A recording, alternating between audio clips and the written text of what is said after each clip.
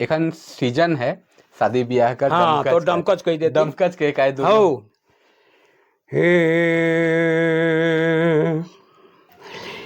या जा कहे नाती ठीना हो पुरुना कहानी रे आजा कहे नाती ठीना पुरुना कहानी रे पुरुना कहानी रे पहिले हम रही राजा बड़ी धनी मानी पहिले हम रही राजा बड़ी धनी मानी बुचू बड़ी धनी मानी रामा भीमा बेटा रहे हृदय कर मनी रे रामा भीमा बेटा रहे हृदय कर मनी रे सोनक हार रूपक बेरा हीरा के कर धनी सोनक हार रूपक बेरा हीरा के कर धनी बुचू हीरा के कर धनी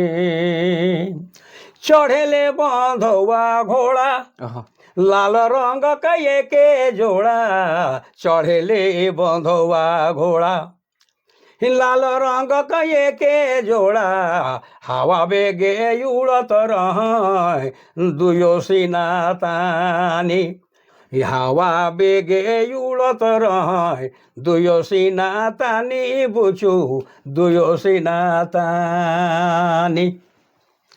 ई रहल करो डमकच राग में। डमकच तो इतना प्रसिद्ध है कि ओकर तो कह के नाच और अपने कर तो खैर बजाए कर शैली भी बहुत जबरदस्त। अब अबरी दिन जब हम लेवब अपने से तो खाली ओकर में राग और मांदर कर बात है। हाँ तो रे काम करब अबरी आओ नहीं तो गाड़ी में रे मांदर बढ़िया जसपुरिया लेके आओ। हम लेते आओ मांदर पर बात करे है तो मांदर ले आवे बेटा ताकि उनके बजाए के सुनाए देव नहीं। हाँ बिल्कुल।